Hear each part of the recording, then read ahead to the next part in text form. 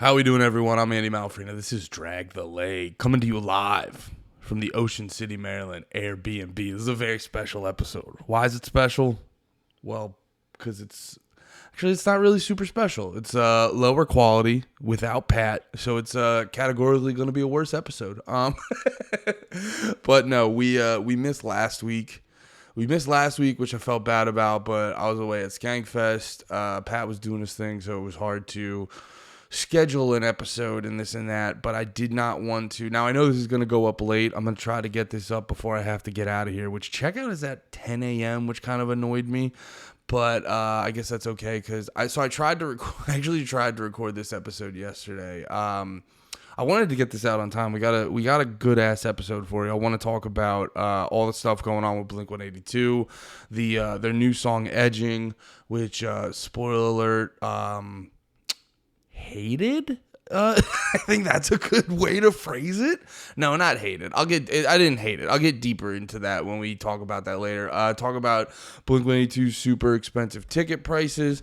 And then I was seeing some shit, a new way rappers are trying to promote their shit that I found really interesting. And then I'm going to talk about Taylor Swift and people just bitching about her and how they're fucking missing the mark on their bitching and shit and that. So that's what we'll talk about today. Blink-182, new rappers, Taylor Swift. But yeah, I wanted to get this out earlier. Sorry it's gotten up so late. You know, better late than never, I guess. But so I wanted to get it out earlier, but I'm in Motion City, Maryland right now. I was out yesterday hanging out with the family. We were going to see, actually this is kind of a music related topic. We were going to see a bunch of cover bands. We were going to see a bunch of cover bands, which I had a lot of time yesterday to formulate opinions on cover bands that I didn't have before. It's an interesting market. It's an interesting, oh wait, I should say this, by the way, if you're watching on the video, I am recording this on my 7-year-old MacBook. So it's not, I do need to get a new one eventually, but it's not handling this webcam properly, so I apologize on that. But next week we will be back to normal. But anyway, what was I talking about before with the Airbnb? Yeah, I wish checkout was 11. It's got this 10 a.m. Oh yeah, that's where I was bringing this all in. We got a 10 a.m. checkout, but it's forcing me to get up early and be on my shit because I really want to get this episode out for you. And the way I was tying it in is I tried to record an episode for you guys yesterday, but dude, there was too much food in my tummy and the fucking Miller Lights were flowing too hard. So we go out. We're at this. It's called the Sunset Festival in Ocean City, Maryland. My parents are mad low key, so we're going to like the most low key fest there ever was, which is it's like Elvis, Van Halen, Elton John, and Fleetwood Mac cover bands. They got a lot of tents with the best way I could describe it is just high quality tchotchkes, like very specific shit. Like you got handcrafted growth charts. I saw that. Are we still live? Okay, this fucking cord into this mic is sensitive as shit, and I didn't mean to bump it. But no, it's just just high quality, hyper focused tchotchkes. So there was a lady making handcrafted growth charts. I'm trying to remember other shit. There was a person making art out of vinyl albums. Yeah, there was a lot of like scent people, which always seems like a bit of a racket because it's like there's, people try to act like their magical combination is fucking crazy, and it's like you all have just lavender, eucalyptus, and like all the fucking standards. So I don't know. I was calling bullshit on a lot of the different smell good places, but yeah, there's a bunch of. I'm trying to remember what else. Oh, there was like mad fucking 1776 type shit. I saw a lot of these shirts, like there was a lot of shirts with like "come here and take it" energy, which I like, but I always want to get those shirts and wear them ironically. Not that it's this weird thing where I'm like I do have that come and take it energy in me, but also I'm not a one for one come and take it guy, although I have that energy in me. So it'd be this weird thing where it's like I'm wearing it ironic, but I'm also not wearing it ironic. But also, if you look at my face, no one's gonna think I'm wearing it ironic. And you talk to me for 5 minutes, and you're like, yeah, you're not wearing it that ironic. You know what I mean? So, although those make me laugh, I think I avoid them. Maybe I'm overthinking that. I don't have a history of doing that at all. But yeah. So there was a lot of these tchotchkes. It was funny too because there was like a dude with selling like hot tubs, like real specific shit. It was cracking me up because it was this like leisurely like outdoor music festival thing, and you could also put like a down payment on a hot tub or like get someone to get some new siding on your house and shit like that. It was very very interesting shit. But so to go along with the low key nature, there were some cover bands, and I thought the whole cover band scene was interesting because these bands ran the gamut. I'm always intrigued what goes into the mind of the cover band, because first it was an Elvis cover band, and you kind of have to. So I was going back and forth with some of these bands about how much you have to look like the actual band, because there was this Van Halen cover band, and they were trying to. They were like wearing the fucking outfits, except for one guy. And I was sitting there watching them, and I gotta be honest, Van Halen, they're not as hard and heavy as because I don't listen to them a lot. They're not as like hard and heavy as I remember them being, but they're still like a pretty good fucking band. They kind of had this like fucking new wave surf rock energy with like sweet guitar riffs over top of it. I don't know if that's slanderous or not, but that was the vibe I was getting on some of the Van Halen shit. But the dudes were wearing big, I don't know. So I think the lead singer was like growing out his hair specifically, and then I saw the drummer was like, or the bassist, no, the guitarist. I think the guitarist was wearing fake hair, which I'm always like, dude, you're looking around, it's a bunch of middle-aged to retired people, and they're sitting there, and it's like, I don't know, like they're all like, it's just a crowd of people sitting. Like if there's like 200 people in the crowd, 20 of them are standing, maybe. It's a very low-key audience. I don't know if, like, when it comes to Van Halen, I don't know if they give a shit about, like, oh, do you have the right hair? Does this look like Van Halen? Because my appeal for the cover band, especially, and we'll talk about it later with Blink-182, and we've talked about it before with, like, Bruce Springsteen and shit. I think the appeal right now with the cover band is, like, yo, give me a band that gets it close enough. Odds are the actual artist and the band are going to play it the best. I'm sure there's times where that didn't happen, but odds are the band is going to play it the best. But these cover bands, like, they're very, very fucking talented. You can get it either right, like, just right there with the quality. So for me, it's like, yo, like, I remember there was a band, I don't know if they're still going, but there was a band when I was in high school. They came to my high school where their whole thing was playing Beatles songs and trying to make them sound exactly like the album. Because that was like a big thing with especially the later Beatles songs. Like the early songs, like I Want to Hold Your Hand, that's really easy to recreate. But like when you're getting into fucking Yellow Submarine and the White Album and all that, when they're kind of going a little bit crazier with it, Sgt. Pepper's, when they're doing all that sort of wacky shit, it's harder. Excuse me. It's harder for them to recreate the sound on the album perfectly live. And this one Beatles cover band, the Fab Four or whatever the fuck they were called, their whole thing was trying to recreate the album perfectly. And when you're doing that, I don't care if you're wearing the fucking dumb Sgt. Pepper's jacket. You know what I mean? I don't care about that. So with a lot of these cover bands, like I was thinking about that when watching the Elton John, there was the Elton John dude, and his group I liked. Like they were just wearing their own like normal clothes. The dude had like Elton John glasses on, and then like a big and like a colorful jacket. But he wasn't doing constant costume changes and all this other shit. I'm just there because Elton John tickets, I actually looked them up because in the past couple months I've been becoming a huge Elton John head. I love the goddamn guy. His music's fucking magical.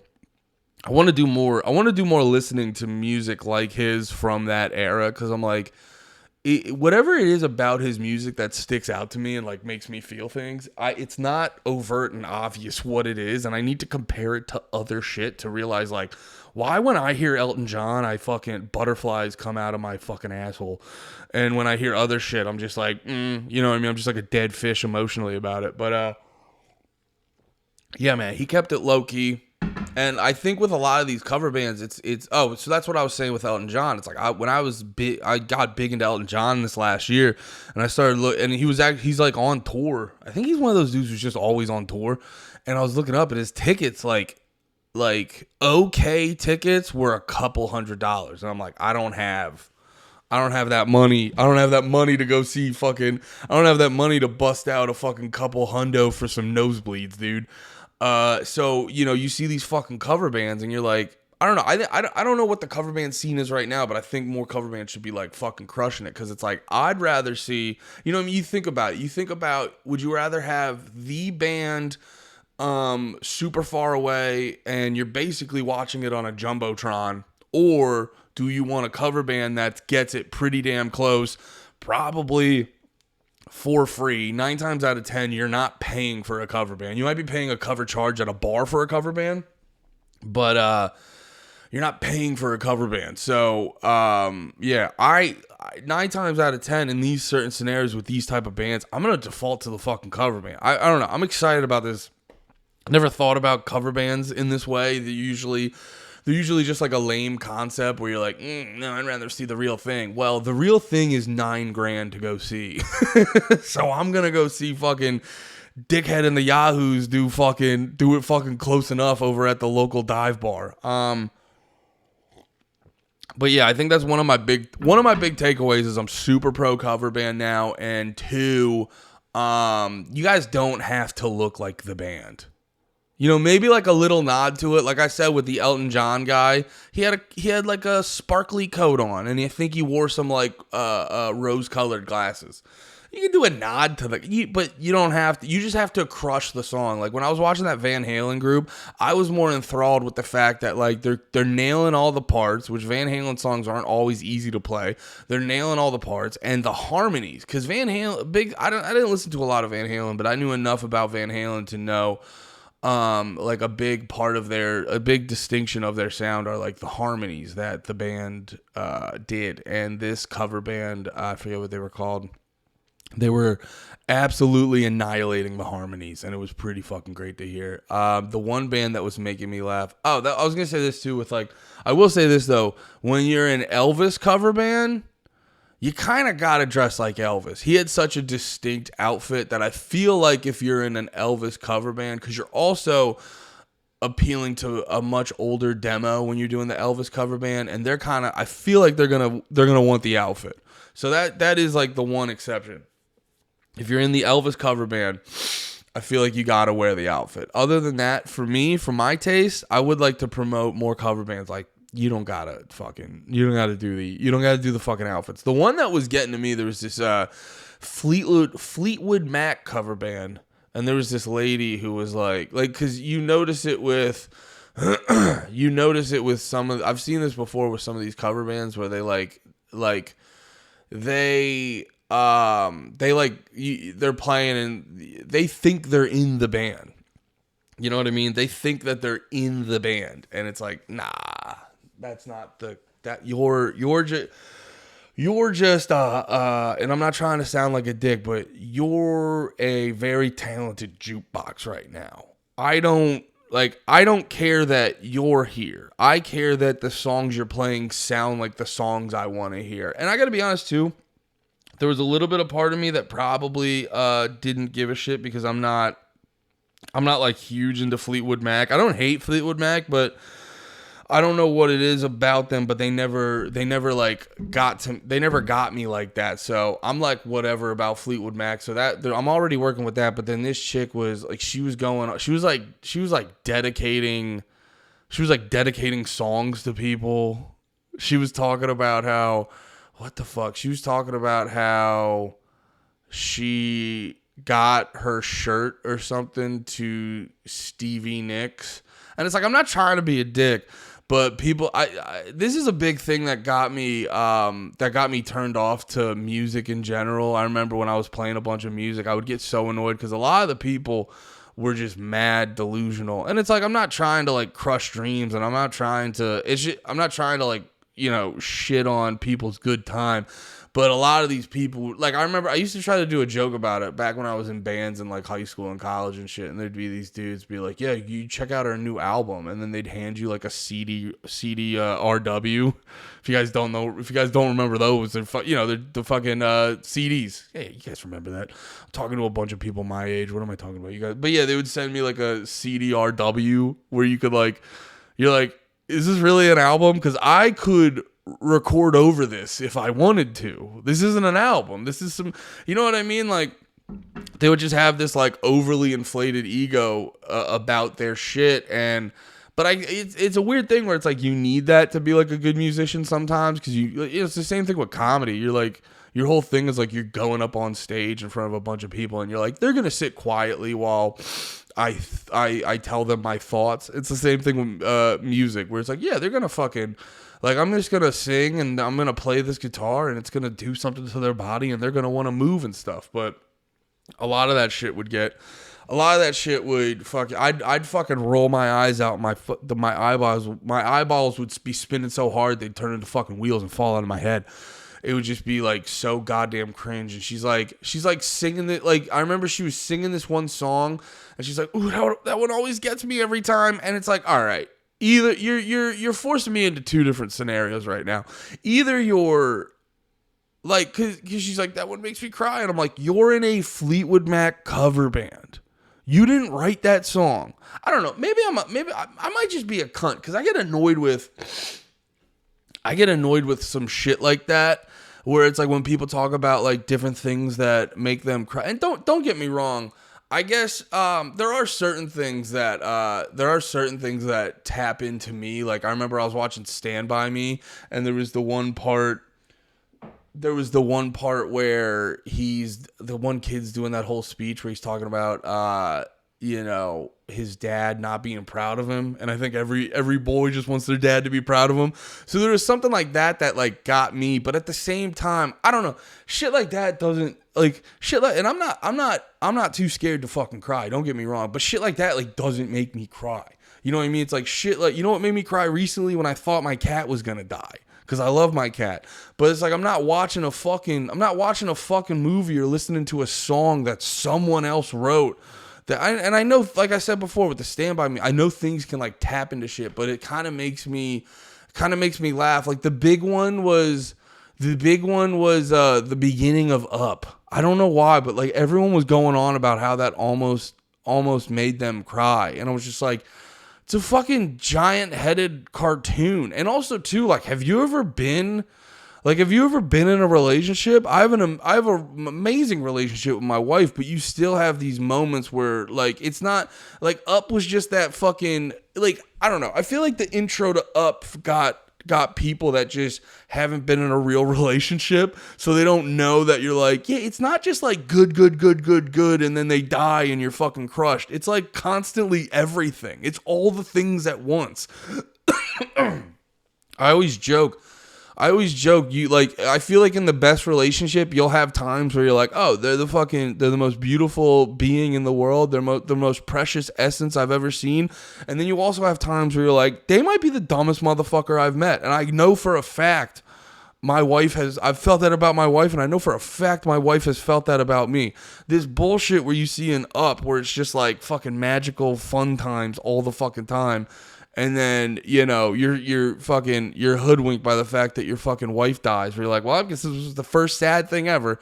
Now, I know I'm being a little bit coarse with this shit, but maybe this is me being a toxic male, but there is something about the fact that, like, it's like this, like, don't get me wrong, I can get deep and appreciate some fucking art, but just this shit where you're like, this fucking thing gets me so fucking emotional. This song that someone else wrote about their shit.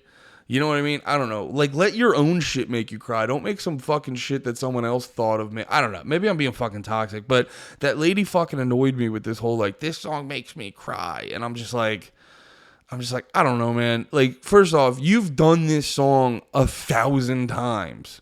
There's no way it still makes you fucking cry. You know what I mean? You know what? I'll back it up. I'll give you the first time you saw the intro to Up. Even then, though, I watch that shit. And I have a tendency to be a little bit of a sappy bitch sometimes. I like being a sappy bitch. It's fun. That's why I got big into fucking emo music. I like being a fucking sad boy, sappy bitch sometimes. But that fucking beginning of Up, you know what it is? This is also a personal thing because I love my brother to death, but he's one of those annoying adults that tries to like justify why like cartoons are actually fucking brilliant. And I'm not saying there's not fucking cartoons that aren't great. Don't get me wrong. I've been getting big into anime, but there's a lot of these fucking giant studio Pixar Disney movies that are sort of geared towards the whole family, but there's this wave of like 30 something man boys who try to convince you that these some of them are kids, some of them would be more like family movies, whatever the fuck you want to call them. These like family movie cartoons are actually like the fucking most heady, deep shit you've ever seen. And you're like,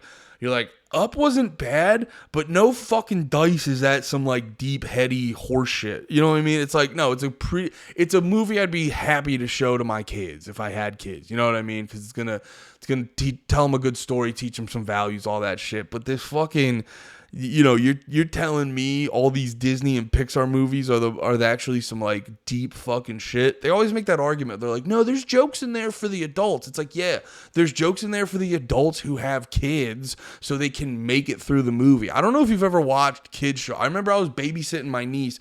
She was watching this fucking show about some blue fucking dog. And, you know, like I said, like I was saying before about, you know, wait, what was I saying before? I don't know what I was saying. Oh, no, nothing I was saying before relates to this. But, like, no, my niece is, like, the most precious girl in the fucking world. I'll fucking die for her. But, god damn it, she watches some dumb shit. She watches some awful horse shit, and I can't fucking sit through it. And it's fucking brutal. But then when she throws on SpongeBob, and SpongeBob's not a great example because SpongeBob actually hits pretty hard. But, like, we've watched some other shows where I'm like, this sucks, but, like, I would never watch this on my own. But if I have to watch this with a kid, thank God they're throwing this in here and that. Like, that's what it's for. It's not to be like, no, this is actually a legitimately good show. It's like, no, this is so it's tolerable when parents watch it with their children. Not that, like, fucking 30-something man boys can figure out the deeper meaning behind Up or something like that. All right, that was a side rant that I went a little bit wacky on, but yeah, either way, if you're the head of a Stevie Nicks cover band, stop crying over that was the conclusion I was going to make. It's like, you've done that song 1,000 times. There's no fucking way you're still crying about it. Like I said before, I'll give you the first go or two, but there's no fucking way. So either you're telling me you're either lying for attention, because this bitch was up there like she is Stevie Nicks, dude. She was up there like, I'm fucking Stevie Nicks and you're cheering for me, and you're like, no, we're cheering for this high functioning jukebox that you are, lady. So calm the fuck down. I have a lot of respect for you if you respect what this is. You're not respecting what this is. You're acting like we came to fucking see you. It's like, no, we're here and we're happy there's a fucking Fleetwood Mac cover band. And then the only other option is that you're a moron. You know what I mean? And I don't want to do that to you. So I'd rather call you a pretentious weirdo. But anyway, that's my sort of vibe on the cover bands, and a little side rant about kids movies.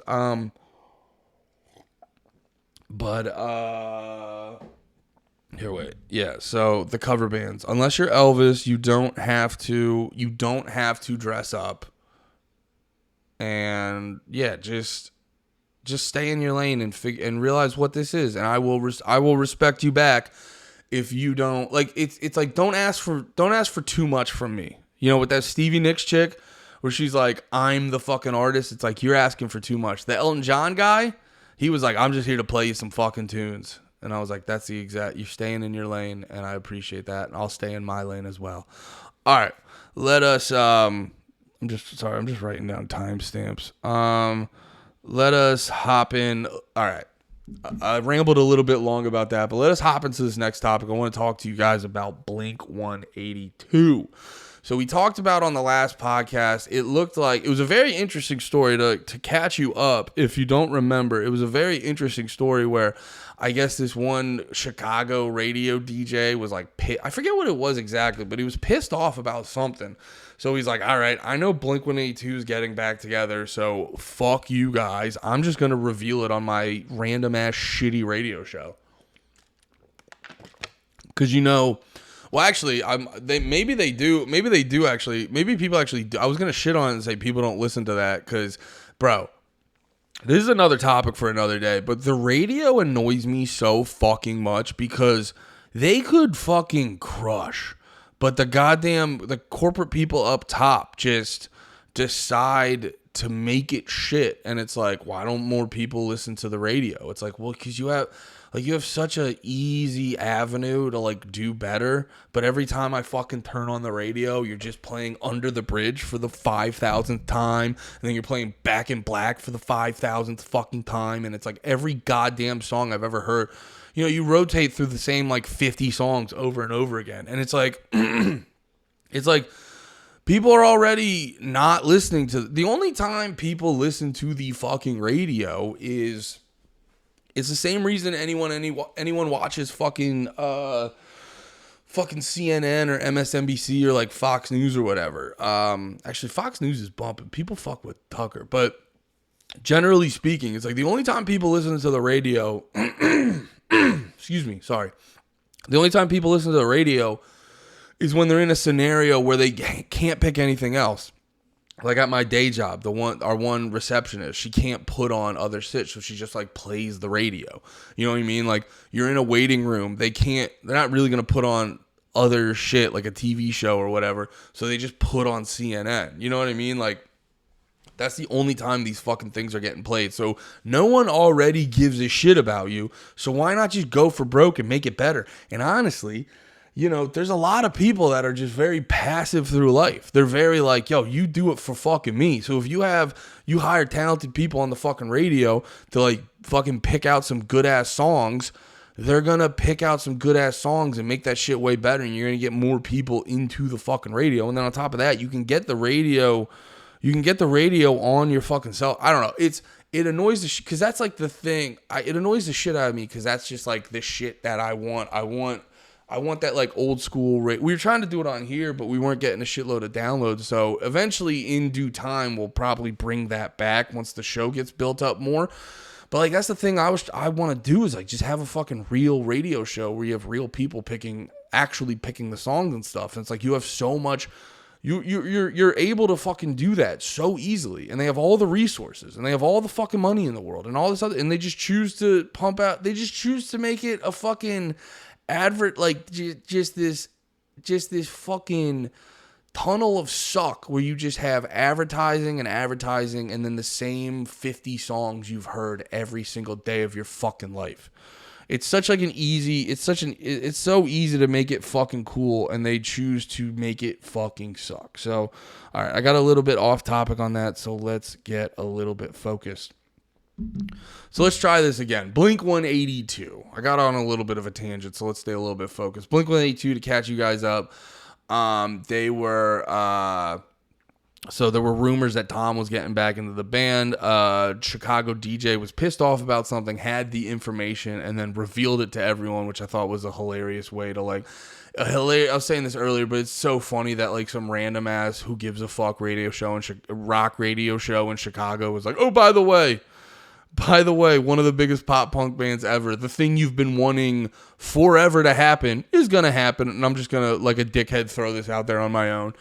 That was pretty fucking funny to me. So, it is official. Tom DeLonge is back in Blink-182.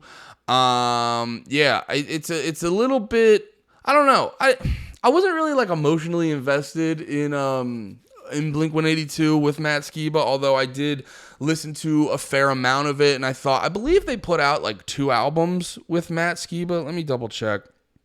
But no, I thought Matt Skiba was a very interesting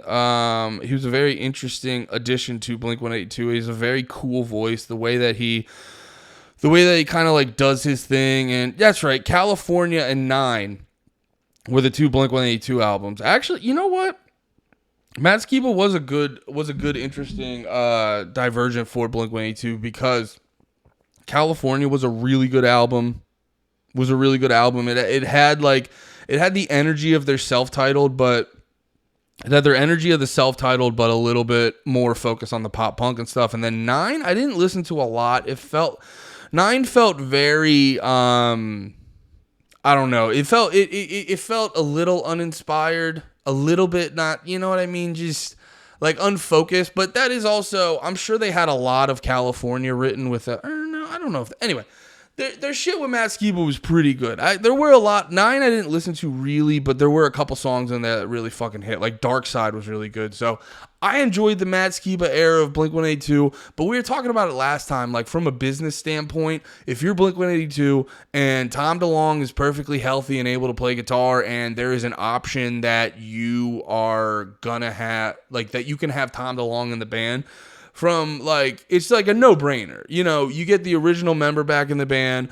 You know, I'm sure they're all still, I'm sure even when they kind of like broke up, they were still buddies with Tom DeLonge. You know what I mean? You guys always have that with your friend. Even when you guys are like beefing, you're still, you know what I mean? Like even if I'm beefing with any one of my good fucking friends, just spitting on the mic, even when I'm beefing with any of my good fucking friends, it's still going to be a thing of like, yeah, but if they're in a fucking sticky situation, I'm going to be there to fucking throw hands with them. You know, shit like that. You're always, even if you're fighting with them, you're always there with them at the core. And I'm sure that was how it was with fucking Blink-182, with Tom DeLonge. We're not necessarily getting along right now, but we're still fucking boys. But yeah, so there's that. From a financial standpoint, it is a absolute no-brainer. You know what I mean? Like Blink-182 can make mad money with Matt Skiba, but a reunion with Tom, yeah, we're gonna get ready to double the size of your fucking houses. All of your fans are now my age, and most my age or older. Most of them have fucking money. Most of them are gonna be down to buy all your shit. There's this nostalgic pop punk emo wave going on with a bunch of people in my age, like fucking screamos coming back, all this fucking shit. So it's an absolute no-brainer. And it seemed like the relationship with Matt was like, all right, you're in the band, you're a good buddy, but you're kind of a guitarist for hire. You know, you're not Blink-182, you're in Blink-182, if that makes any sense. So it seemed like there was no hard feelings. The only thing, we said it last time, but the only thing I thought was weird was like Matt Skiba straight up like, I don't know if I'm in the band or not, which it is very funny when you have this band, which, you know, I feel like everyone in that band is fucking like multi-millionaires because of the band. Maybe not Matt, because he was only in it for like 2 albums, and I don't know how rich, you can live off Alkaline Trio. You can live off Alkaline Trio. I don't know how rich Alkaline Trio makes you. You know what I mean? So I'm sure Matt's a millionaire now, but you know, just off Blink-182, Mark and Travis are definitely multimillionaires. So yeah, it is funny when you have that. When you have such they definitely have a huge infrastructure. You're definitely like when Blink-182 goes out on tour, it's not fucking them, their one buddy to do merch and a tour manager and like 1 or 2 guitar techs fitting in a van. Like they have all, like there is a whole company there's a whole company put together to make Blink-182's road show work. And it's just very funny that when you have such a clearly, definitely such a big infrastructure, major label behind you, all that, there's still just poor communication. You know what I mean? It's like when you're on that big of a level, you're still dealing with communication problems that like me and my dickhead buddies deal with when we upload our podcasts and shit like that, which I saw people bitching about that. We're sorry. There were problems with the episode. We had to get it figured out, and we're all drunks and drug addicts. So I think the time it got out, considering how retarded we all are, was pretty good. So no, that's why all these podcasts need to get big so they can hire producers to do all that shit, because you can't rely on us fucking moron comics to be responsible like that. But So Blink-182. So Tom's in the band. Where do we start? I feel like we should start with, because they put out Edging and then they put out the tickets. So let's start with Edging. And yeah, I know I don't want to be the guy who's just like, this song fucking sucks. You know, just a blanketed, this song fucking sucks. Spoiler alert, I'm not going to say I didn't like the song, because actually the choruses were very fun, but I did not get excited because of the song. And also these other people that, here's the thing, you see it a lot with people who talk about, I forget who the dude's name is, but he's called, what the fuck is it? He's called the Cozy Sessions or something like that. He has really good videos. I forget what his name is. The Cozy something. But yeah, he's got really good, I know a way to look up his video. The Rise and... He had this one video I wanted to watch because it was like the rise and fall of Johnny Craig. And I wanted to... Yeah, here we go. Yeah, the Cozy Representative. He posts a bunch of videos where he's like breaking down bands. Yeah, Boys Like Girls Story, The Last Great America. You know what I mean? Like, and I appreciate him. I like that kind of shit where you're like, in 2022, I'm gonna do like a 2, 3, 4-part series about the history of Boys Like Girls. Now, I don't listen to Boys Like Girls. I don't listen to Boys Like Girls. Wait, rip. Here we go. I don't listen to Boys Like Girls, but as a person who, like, it feels to me a similar equivalent if I logged on and someone was like, the oral history of Gallows. It's like, no, they're not a huge band. No one's doing that. No one's doing a whole history breakdown of like offshoot bands like that, and I appreciate that from a gentleman. Here, wait, I'm trying to find his one tweet about Blink, because I also think in this genre, I apologize for all the okay. Yeah, here we go. He tweeted. No, okay, so I think in a lot of these, in this like sort of general genre, like Blink-182 is pretty mainstream, but a lot of people who grew up listening to Blink-182, I think this dude seems a little younger than me, although he's doing that weird shit young kids do, where they fucking... I don't know what it is exactly. Although I do like, it's the thing young kids are doing now where they're just trying to look 37, and I'm not trying to shit on them. I've looked 37 my whole life, but I'm not doing it on purpose. I've tried to look young and sexy my whole life, but I don't do this on purpose. I just try to make good with what I have. But I think the nature of this genre and stuff like that is your inherent, because what attract, like, I know for me, what, like, I would get bored. Who's that? Killer Sally. Sorry. I was watching Netflix before, and the shows are scrolling through, and there's some show called Killer Sally with a pretty ass Jack lady, and I don't know if you guys know, I'm pretty big into CrossFit, so I'm into buff gals right now. And to any of you guys who say that's gay, is it gay? Or are you afraid? Are you afraid to take on a big jacked lady? I'm not afraid. Muscle mommies, I'll take you down. I'll take you down to Pound Town, and we're going to have a good fucking time. I'm not afraid. I'm not afraid at all. Let me suck on your fucking jacked titties. But yeah, so I think that I know it's why I got into like sort of these side genres, like I started to listen to ska and stuff like that. I mean, besides that, a lot of this shit's good, but like I feel like a lot of these people, like, you get bored of the mainstream shit. That's where like hipsters come from. You inherently have a contrarian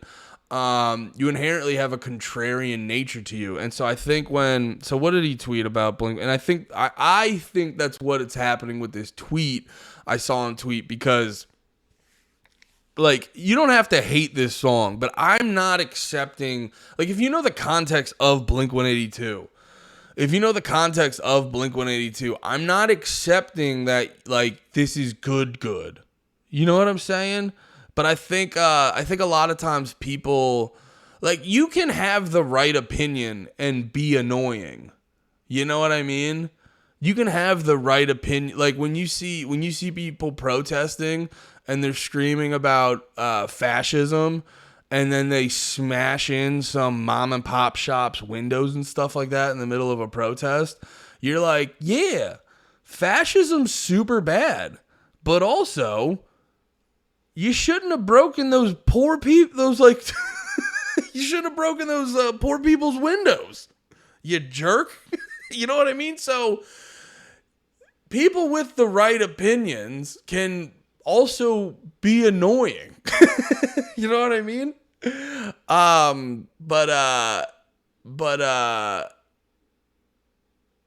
So like with this dude, I think and I get it. Like, you know, he's probably seeing all the people shit on Blink-182, and it's like annoying. And he's probably having the same reaction I'm having, where I'm like, this song's not great, but like, they've also put out, I've said this before, I think I've said it on previous podcasts, Blink-182 has hands down worst song ever.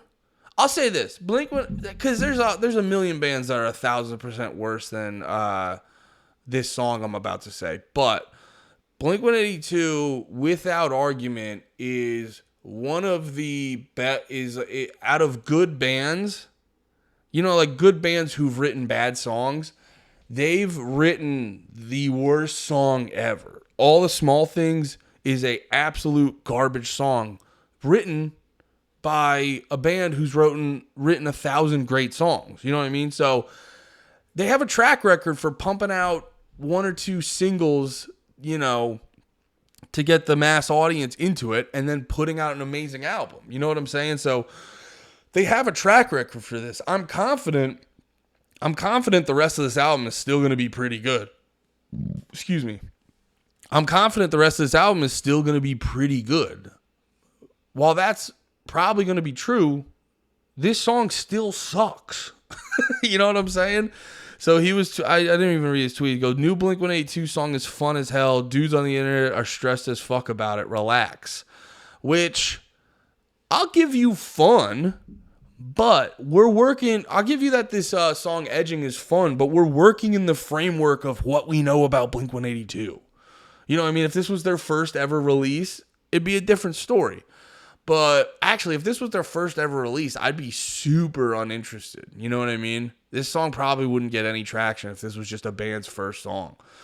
You know what I mean? But in the context of Blink-182 and the great music we've heard them pump out, it just comes off as like super uninspired, because like right out of the gate, you get the like that's when I notice bands are kind of like, they're kind of not giving a shit when they just sort of throw in the towel and they're like, do you just want to do a fucking bouncy 12/8 song where it's just like,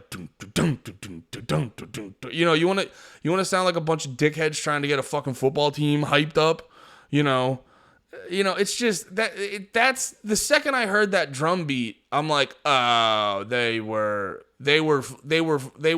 aiming for something on this song. They were aiming for something on this song. They didn't just write this song and this song came out. And like, I listened to it a couple times to make sure I wasn't just being a hater. And I was even going back and like, this is the point I wanted to make clear earlier, where it's like, don't get me wrong, Blink-182 has pumped out fucking stupid ass music. Like I said, All the Small Things, one of the worst songs ever written by a really good band.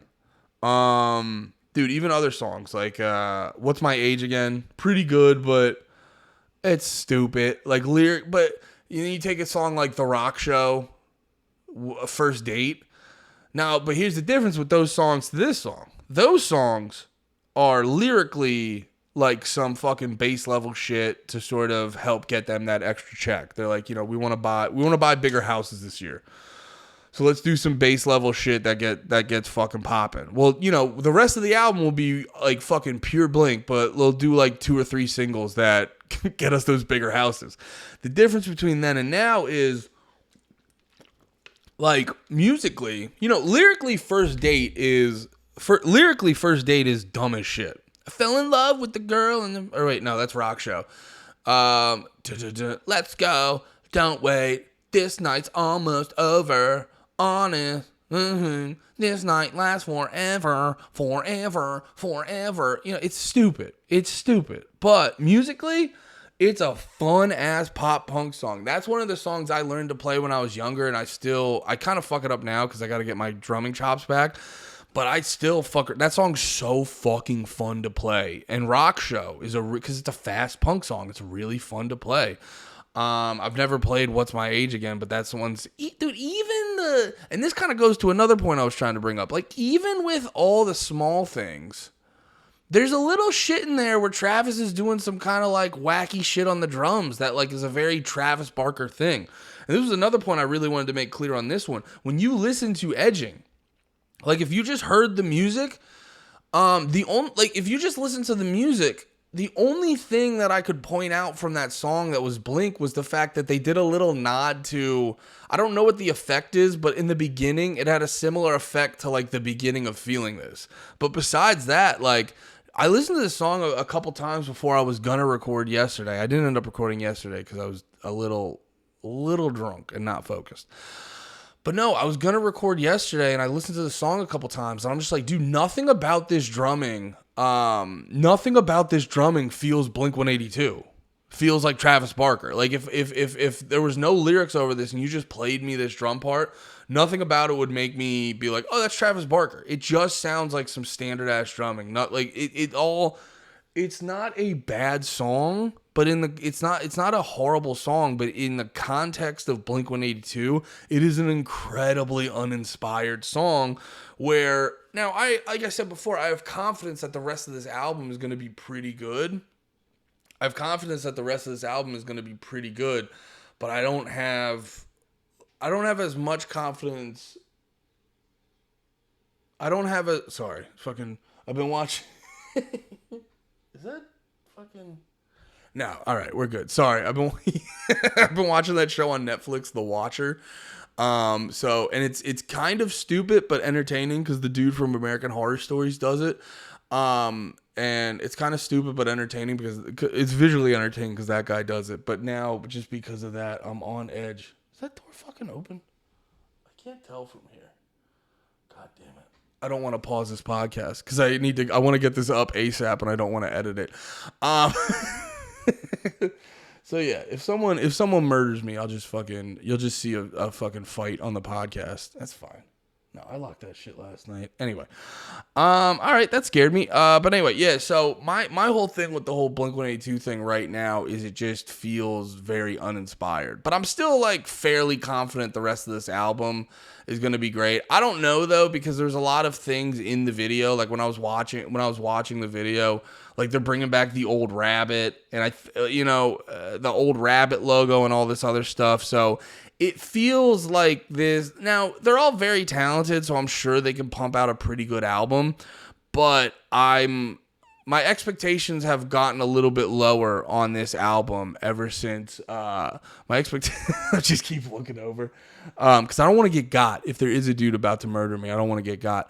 But my expectations on this album have gotten a little bit lower because after hearing this first single, seeing all the shit where they're like definitely going for like Blink-182 nostalgia, they're all like fucking in their 40s and they're still like that one line where he's like, I fucked her in church and blah blah, and you're like, I don't know what the fuck happened. I think Tom DeLonge and Mark Hoppus got some really good pussy in high school and they have not been able to get over it because those dudes just constantly are just trying to put out like, we're in high school.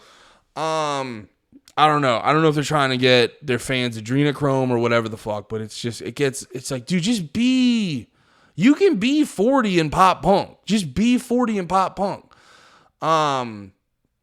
But yeah, so yeah, I don't think this album's gonna suck, but after this single, I am a little bit less confident than I would have been before. So yeah, let's keep it moving. I want to talk about the tickets. I have been ranting for a while, so I will. I still want to, you know what? Because I still want to talk about the tickets, and I want to post a video about the Taylor Swift thing. So I'll give you guys another episode. I'll record it a little bit later, and I think that'll be a good makeup for not having fucking everything. Not having a week of not having episodes last week. Jesus fucking Christ. I need a producer. I can't multitask. So anyway, let's hop over and talk about the tickets. So the tickets with Blink-182, that was another thing that was going on. So they released these tickets and everyone was freaked. I actually, before I even heard about it, my wife on her own was looking up. So she saw Blink coming back. We're both huge Blink-182 fans. We just saw fucking Newfound Glory over in Atlantic City, which was a good fucking time, which was a really good fucking time because it was like a special event where they play, or it was like the 20th anniversary of Sticks and Stones, so they played all of Sticks and Stones, and then somewhere between like 5 and 10 other hits. I can't remember exactly how many, but it was a good fucking time. So we're definitely in a mood to go be nostalgic for pop punk. So I found out about the ticket prices because my wife messages me and she's like, yo, I was thinking about getting Blink-182 tickets for us, which great instincts, baby. Surprise. Always, get you a girl that wants to surprise you with some Blink tickets. That's a good ass lady you'll have there if you get that. But so great instincts on my wife, but she was looking up Blink-182 tickets and she looks them up and she's like, yo, I was gonna get these, but it was like $250 a ticket. And then I was like, where's the seats? And it was like nosebleed seats. It was like some real dog shit seats. And then I started seeing all these fucking articles and yeah, it's an interesting thing. So that's like, we've talked about it a bunch before, but that's the new thing. So like people are getting pissed off about the high ticket prices, which I completely understand. But then I was talking, shout out Finn McGintley, I believe his name is. I really like his content. His thumbnail game is hilarious, Finn. It's just the funniest. So he's like clickbait, but he's not clickbait. He uses very clickbaity techniques in his thumbnails, but then when you watch his videos, they're like actually good videos. You know what I mean? He had one where, what the fuck was it? Oh, yeah. My favorite one that he had was he was talking about the new Paramore song that came out recently. I'm trying to see if I can find it again. But he was talking about the new Paramore song that came out recently. Where is it? Yeah, here it is. Yeah, I don't know if you guys can see the... Oh, wait, let me turn the back screen down a little bit, but I don't know if you guys can see the Paramore thumbnail right there. All right, it's not focusing, but so they put out this song, This Is Why, and then in the thumbnail it says Misery Business Part 2, and it's like, yo, dude, that sounded, I feel like I've said this before already, so I apologize if I'm repeating myself, but I was like, I listened to that song, that shit sounded nothing like Misery Business at all. He's a capitalist, genius way to get people hooked in. And then when you actually watch the video, it's good. But yeah, Finn's the best case scenario of clickbait, and it makes me fucking laugh. But no, I was watching his video, and he brought up a really interesting point that I haven't considered. Because apparently, with these crazy ticket prices, sort of the justification for a lot of these bigger companies doing that is to combat the resale market, which they're like, well, if we're putting these high prices because a lot of resellers are getting them and they're just going to sell them for that high price anyway. So we're just going to, and they do make an argument where it's like they do make an argument where that is sort of reflective of the price of the ticket. Because it kind of, there's kind of some economics to it where if you kind of, there is a thing where, they are sort of putting the situation under strain where you get these resellers who scoop up a bunch of these tickets and then they resell them for a higher rate. And people are like, well, that's too expensive. And it's like, there is an argument for the fact that it's like, but people buy them. So theoretically, you spend all that money on the ticket. Like there's like when we saw the ticket price, we have 200, like me and the wife have $200 per ticket. And the question is, do you want to see Blink-182 more than you want to have these $200? And we went, no. Because also on the sidebar, it's not just $200. Parking's going to be fucking $40, $50, and then we're going to buy drinks. And it's going to be, realistically, it's probably going to be like, do each of you want to part ways? Do you want your $400 more than you want to see Blink-182? And it's like, yes, we want the $400 more than we want to see Blink-182. But there's a lot of people out there who go, do you want $400 more than you want to see Blink-182? And they go, no. I would rather part ways with this $400 and go see Blink-182. So there is an argument to a degree that those actually are based off demand. Those actually are kind of fair prices. But I think it's under this current framework, because I think if you didn't have this reseller problem, you wouldn't be experiencing these prices like that. You know what I mean? It's more so over the fact that, like, so one element of it is there is this, when it's Blink-182, there is this frantic energy. Because I guess what he was saying in the video, which I found very interesting, is like they're kind of, I forget what the name of it is, but the pricing is sort of fluid, where it's like, okay, they start off on 1,000, but if people don't really buy them, then it's going to drop. But I think the thing that sort of fucks with that is, you have this that would make sense if there wasn't this sense of like, they're going to sell out. So one person who normally wouldn't buy a ticket at $200, if you add the caveat of like, it's going to sell out right away, then they're going to go buy the ticket at $200. So I think the fact that like the frantic, like I get what they're saying, but the frantic nature of the moment is making the prices rise higher than they normally would have. But also at the same time, here's the thing. It's like, as I'm saying it out loud, I'm like, but like, here's the thing. If people are, I know it fucking sucks for normal people, and I do think there's a business incentive. I do think there's like a business incentive for these companies to figure out something where normal people can get in on this. Like, I remember I went to go see, like, Run the Jewels. Here's a perfect example. Run the Jewels, they're like a high ticket band. I remember I went to go see them. I probably, for 2 tickets, because me and the wife really like Run the Jewels. For 2 tickets, I probably dropped about almost $100. That's not crazy, but that's also not like a super cheap ticket. But then at the same time, they had this special event in Philly where it was, what is it now? Franklin Music Hall. Used to be the Electric Factory. At Franklin Music Hall, they had this sort of like outdoor event. It was this big open air thing. It was a much more low key thing. And then they had Goose Island sponsoring it and this and that.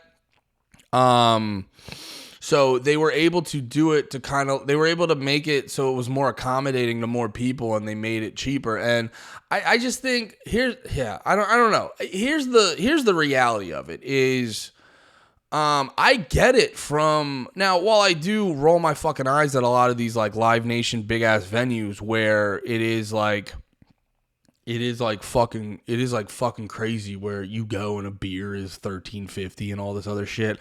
I'm not sitting here like working super hard to defend them. I'm more just looking at it from an economical standpoint, where it's like, it does make sense from their vantage point, where from just a business standpoint, you know what I mean? Like, you don't have to like it. You don't have to like it, because a lot of the shit prices you out from seeing the band you really want to see. But you got to understand it from a business standpoint. You have a big like, it also too, like, the reality is, like, Blink-182 is huge. They're a huge band. There's a lot of demand for them. And if you're a business where, like, imagine you're like a sub shop, you know what I mean? And you're selling, if you guys can tell, I haven't had breakfast yet. Imagine you're like a sub shop and you're selling these sandwiches for like $10 a piece. And you know what I mean? You get these people like coming in, scooping up your sandwiches, and you get these people like blocking people out, getting a shit ton of your sandwiches and reselling them for like $20 a piece. You could either put a lot of money into, blocking those people from getting there, or you could, and that's going to cost you money, and then you're going to still charge $10 a sandwich, and honestly, like, not, and be out on, you're going to be out more money trying to get those people, like, working on getting those people out of there and then keeping the price down low, because you're getting signals from the market that, like, prices should be higher because there's a big demand for your shit. And then on top of that, you have these, also too, if you have these people, like, you know, getting around the system already put in to sort of create this artificial thing, they're doing things to, like, fuck with the pricing. So it's easier for you to just raise your prices, because one, it's like, if they're going to make all this money on your shit, why not just raise your prices to make that money? And two, if you make it, if you do certain things to make it, to take away financial incentive from the fuckery, then you're going to encourage a lot less fuckery. And then over time, prices actually might go down, because people in the fucking, those bots buying up all those tickets and doing all that shit, they just know that it's going to go up and it's going to make their life harder. So there's, like, less incentive for them to just do it in general. So I don't know. But so I say this in, like, I say that's, like, in a framework that these big companies are sort of like good faith actors. There's definitely a huge part of it of their, you know, they're sort of taking advantage of the current situation. To be perfectly honest, like, there's not a lot of, like, so if they can just raise their prices and people still buy the tickets, there's not a lot of, like, if people are still going to buy the tickets, there's not a lot of incentive for these companies to really do anything about the resellers. You kind of got to hope that the resellers just fuck off. I would say this. I would say it's, you know, it's a shitty situation for the common person when you have something like that is in such high demand. When you have a band like this that's in such high demand, I would say it would probably, like, it would be great right now if Blink-182 sort of came out and we're like, we're gonna figure out a fucking thing. You know what I'm saying? We're gonna figure out a fucking thing, and there would be, you know, more positive PR for these groups, like the Ticketmaster and stuff like that. But, you know, at the end of the day, if they're still making their money and all this shit, there's really no hope of them, you know, making it easier, better for people like that. I just think, I don't know. I just think, I think part of this is just the unfortunate reality of the fact that Blink-182 is so fucking big. I do think there's some fuckery with the businesses sort of inflating the prices. Like, you know, a lot of businesses were raising their prices, taking advantage of, like, inflation to sort of, like, raise their prices a little higher. And they're trying to be like that's the here. Okay, here's where I'm coming from, because I'm not trying to, I'm not trying to, like, defend Ticketmaster. I'm just trying to sort of, like, because it is crazy that all these tickets are so fucking expensive. It's crazy that maybe it's not crazy. It's just, as a normal human being, it's just so fucking expensive to live right now. And it's like, all you want to do is just go see fucking Blink-182. And you're just like, I have to, you know what I mean? I have to, like, scrimp and save for the next year to go to have this concert not financially ruin me. You know what I mean? Like, you know what I mean? Like, it's easy to say, like, well, just don't go to the concert. And you're like, dude, it didn't used to be like this. It's infuriating. So, you know, and I was saying before, there's, like, these companies doing the goofy shit where they're raising the prices high. But my thing, that's what I was gonna say. My thing is with these companies, I get annoyed when, like, because they were just like, well, we have to do this, and it's like, no, just understand simple economics. If a company could get away with making every ticket $10,000, they would. So I don't know. That's the reality of it. It's not like, oh, poor Widow Live Nation. It's like, no, shut the fuck up. You get away with these fucking prices because you can. You don't need to make everything that fucking expensive. It's just like going back to the beer situation. Like, I'm having a great time at a concert, and there's this energy that this is a special event. If I was at a, you know, it's the context of the situation. It's the context. That's really what it is with all these, like, high prices, with beer being $13.50. Shitty seats being $250. It's the context of the situation. This is by the way why learning economics is a great thing, because you get less you can still be annoyed about it because like I can't go see fucking Blink-182, but you can understand the context of the situation and just realize like in this context they can get away with that expensive ass ticket. So I think I don't know what the solution is, and it does suck and it is fucking annoying. But I think they're, I don't know, man. I'm sorry. I'm trying not to end this on just like, yeah, dude, it just sucks. I'm trying not to end this on a note of like, yeah, it just fucking sucks and you should be bummed about it. But, I think this is, cause like Blink-182 isn't our cool little underground band anymore. They're kind of like a huge mainstream thing. And at the end of the day, like, I think a big part of it too is sort of tampering your expectations. Like, pay attention to Blink-182. They rule. They make great music, but like, they're trying to make some fucking money. You know what I mean? Like Travis Barker. There's a reason Travis Barker's dating Kardashians. You know what I mean? They have a money grubbing, vapid streak in them. And don't get me wrong, I personally love me some fucking money too. Hopefully I can make it in the most honest way possible, but don't get it fucking twisted. I love me money. When I have money, I am happier than I was without money. I also have other emotional things I've set a good framework for. But also at the same time, daddy loves money. But you know what I mean? It's like, there is a part, people focus, like, I get that you have this emotional attachment to Blink-182 for so long. And you think they could never do you any wrong and this and that, but it's like Blink-182 could do more to make this shit not fucking crazy. I don't know what it is exactly, but like Blink-182 is also like partially to blame for like is that true?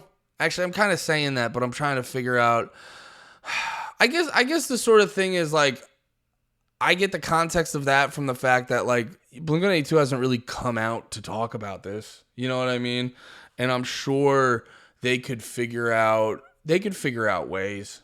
I'm sure they could figure out some stuff to sort of get around this. But I think the big thing with a lot of this stuff is sort of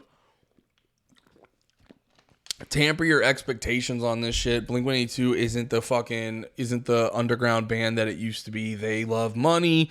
They're gonna kind of go with this too. And also it's just the reality of like Blink-182 is kind of like an A-list band.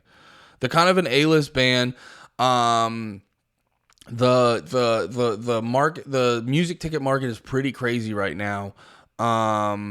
And yeah, it's just a shitty timing. And I know that's not reassuring, but yeah. I do hope this is the part where I'm sort of like at a loss because I personally can't think of a fucking solution, but yeah, it would be great. It would be great if they could figure out a way. It would be great if they could figure out a way to just figure that shit out, because you shouldn't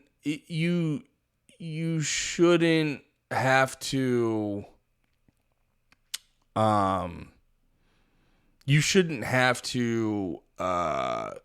bring out a second mortgage on your goddamn house to go see Blink-182.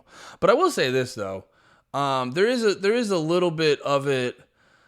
Like, I guess my point is like people like to just focus on Ticketmaster and be like evil Ticketmaster, and they are, like, don't get me wrong, Ticketmaster are cunts. Like when I went to go see Knocked Loose, they had all their convenience fees literally doubled the ticket price. And it's that thing I've said it before. It's like, dude, just stop fucking, you know what I mean? Like, stop fingering me and telling me you're just scratching my back, dude. You know what I mean? Like, if you're gonna fuck me, just fuck me, dude. Just make the ticket price $50.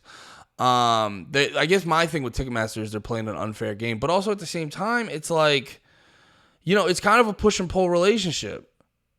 If you guys buy $200 tickets are going to be $200. You know what I mean? So I guess it's a little bit of everyone in this, but also, I don't know. There is a part in this to like, fuck Live Nation. You don't need to make a beer $13.50.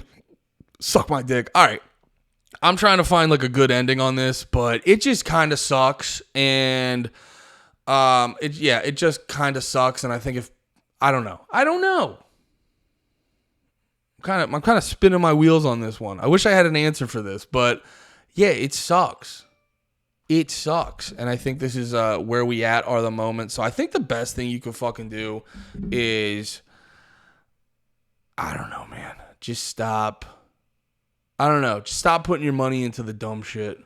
I don't know. If you don't have to go to Live Nation ever, I think that's a big part of it too. You have to be a little more proactive in your existence right now. Kind of sucks, but you have to be a little bit more proactive in your existence. And it's like, I guess that's sort of the resolution that I can think of. It's like at the end of the day, like I said before, they're only like if they can get like I said before, if they can get a fucking ticket out of you for 10 grand, they're gonna get a ticket out of you for 10 grand. Like that would be their fucking aim. If they could get you to pay $1 million for a ticket, they're gonna pay $1 million for a ticket. Make it I guess the best thing we could possibly try to do is just like make it financially good for them to not fuck you. You know what I mean? That's easier said than done, but I think that's the fucking solution. You know what I mean? And also, it's just like, I don't know. Stop supporting these people if you can. Just like if they're going to do this bullshit convenience fee, do that. Start support. At the end of the day, too, it's like, I'm not trying to be like the fucking hipster, but there's like a million, like, I was watching, like, there's a million bands that, like, I don't know. There's a million bands that are struggling. Like that one band I love called Counterparts. They're fucking great. And, they're so fucking good, and I'm seeing them tweet about how I hope this tour goes good so I have enough money to live. And I'm like, yo, how's a band that good who's been out that long? How's a band that's that good been out that long still struggling for money? Like it's just I don't know. It's like a fuck system when you have a band as good as Counterparts is still like he's got to do a GoFundMe to help when his cat was dying to like help his cat and stuff like that. You know what I mean? Maybe here's the thing you could probably do. I get you want to go see Blink-182, but rather than giving all your money to these people who are already millionaires, why don't go see Counterparts? Go see these little bands. Go buy their merch. You know what I mean? There's all these bands. You know what I mean? Do you need to see Blink-182? You know what I mean? It's like, I don't, like, I know this, and I try to be like, you guys know I'm a libertarian. I try to be like good economically and all this shit and that. But it's like, there's also this instinct where it's like, if I go right now, which, yeah, you know what? I'm going to buy this. I've been waiting. I should do what I'm saying because I've been waiting to buy these Counterpart tickets. I don't know why, but I'm like, dude, the show's going to be fucking amazing. It's going to be Counterparts, Foreign Hands, See You Space Cowboy, and Dying Wish. 4 bands I fucking love. But you know what I mean? Like, here, let's look up what these Counterparts tickets are. I'm on their website. I'm going to feel like an asshole if this show's sold out. I'm on their website. Oh yeah, they're overseas right now. Dude, they're gonna be like right down the street from me. Not right down the street, like an hour away. But that's still sweet. Cause I was thinking about going to see them in Philly, but they're gonna be in Asbury Park. And yeah, they're gonna be in Asbury Park. Accept all cookies. Yeah, dude, look at this. Look at this shit. Counterparts. You're going to get to see them in a dope venue. And their tickets are $20. I'm sure it'll hop up to like 30 or so after convenience fees. But yeah, their tickets are literally like fucking $20. And you get to see, and you're probably going to be able to talk to them afterwards. And, I know they were asking for weed the one time. You'll be able to smoke weed with your favorite band. Blink-182, they're asking for $200-$300 for a ticket. I try to be all deep and intellectual on economics and shit, but you just look from a base level standpoint. You're like, which band loves you more? Which band loves you more? Counterparts or Blink-182?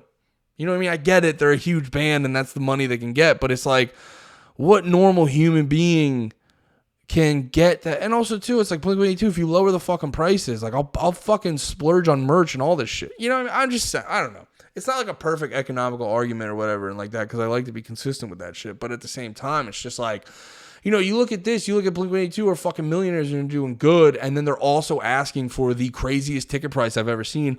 Or you're looking at a band Counterparts who's just like, please come see us. This tour, I don't know if this band will stay together if this tour isn't good. And then they're like, oh, by the way, tickets are so fucking cheap. You know what I mean? It's just like, I think at the end of the day, it's almost like a part, and this isn't like a fun answer because I know Blink-182 is so nostalgic for everyone and all this shit, but at the end of the day, it's like, at the end of the day, go support the good shit. Go support the good shit where if I guarantee you if I go, I don't have my wallet near me or else I'd order the ticket right now. Am I able to order it on my phone? But yeah, dude, literally, let's see what the fucking convenience fee is. Yeah, dude, it hopped up to $26.20. You know what I mean? It hopped up to fucking like $26. So it's just like, you know what I mean? You got the big corporate Blink, and then you got these smaller. And I'm not trying to say fuck Blink-182. I love Blink-182, but like, you got these apps like Bands in Town that are helping out bands, and they're not butt fucking you on convenience fees. And then you got fucking Ticketmaster, and everyone just wants to go. It's this crazy thing, man, where I'm not saying not fuck with Blink-182, but people have this weird tendency to like just be like, oh, I'm going to devote my life and give all my support to these millionaires. And it's like, oh, these people, these band that's struggling, they're not cool. They're not cool. They're not the cool thing right now. I'm not going to give you, and it's not even like a lot of money. And don't get me wrong, part of me is like shitting on myself because I'm like, why did I wait so long to buy these fucking concert tickets? It's like, it's not even a lot of, like, they're asking so little from you and not charging you that much. It's like, at the end of the day, just go support the better thing. And I'm not even just saying like, oh, Counterparts is a better band than Blink-182. It's like the way that they're doing their shit is better. They're going through Bands in Town. They're not fucking you on convenience fees. They're playing at small venues and supporting that. It's like, I don't know. I think you need to take a moment to take a step out of like, but I want to go see Blink. And it's like, I don't know, man. Is that like the best fucking thing to do with your money right now, just to make millionaires a little bit richer? You know what I mean? I don't know. But also I get it. It's fucking Blink, dude. It's fucking Blink. I get it. All right. I think that's there. I guilt you into supporting indie bands. There we go. That's a great ending. No, but I do want to promote that energy because I do want to make it. I hope through this podcast I can get bigger and then sort of make it more financially viable to be in bands like this and shit like that. You know what I mean? Because I try not to be, me, I'm a libertarian. I believe in capitalism and shit like that. But sometimes you got to be like a foo-foo lefty hippie and be like, yo, I get it, the market, blah, blah, blah. But we don't live in a perfectly free market. And sometimes you got to like take a little bit extra effort. And it's not that much effort. You know what I mean? Like going to see, honestly, when I go to see Counterparts, that's going to be a better experience. Like when I went to go see Knocked Loose, that was great, but it was connected to all that big corporate shit. And that whole experience was like $40 for parking, stand in the big ass line, do all the shit, pay $13.50 for a beer, all this other shit. When I go to see fucking Counterparts, it's Asbury Park. The parking's really cheap. It's easy as shit to get to. I'm sure it's at some bowling alley. I'm sure they're gonna have cheap beers. It's gonna be, you know what I mean? It's like it's a more fun, more interesting, less corporate time, and so it's not even that much fucking effort. It's not even that much effort. And once again, I'm not scolding you guys. Half of this shit I'm saying to myself. It's not even that much fucking effort, and you get a better experience. So just take the minimal, take a step back, realize what's going on. If Blink-182, which I get why they have to, but, if these companies, it's more about the Ticketmasters and shit like that. Because honestly, there is a degree of it where it's like Blink-182 doesn't have a shitload of options. Like, I know I was saying that shit before, but let me kind of adjust that a little bit. Because it's like, but also too, man, they could even I know they're not going to fucking move mountains right away, but they could even, it's like if Blink-182 is not going to do anything to make things better, if these big ticket companies aren't going to do anything to make it better, it's like, well, just fuck off and give them more of a financial incentive to do a good job. You know what I mean? I know that's not like the fun route to go about it, but I think that's, you know what I mean? you're doing a better, like if you go see a band like Counterparts, you're doing a better thing than going to see a band like Blink-182. That's just the reality. But I'm also not saying fuck Blink-182. I am still somewhat excited for this album to come out. All right. I got to fucking upload this, clean up this Airbnb, and get the fuck out of here. I went a little bit long. I definitely had time to talk about Taylor Swift now, but I went on a little bit of a rant because I was not happy with the dismount I was about to hit, so we had to have a proper dismount. Go see Counterparts. That's the dismount. Yeah, so I might record it tonight or I might record it tomorrow when I have some free time, but look out for another episode. I want to talk about these rappers. I want to talk about Taylor Swift. I want to have a good goddamn time with you guys and gals. All right, have a good one. I love you all. Be about it. Peace.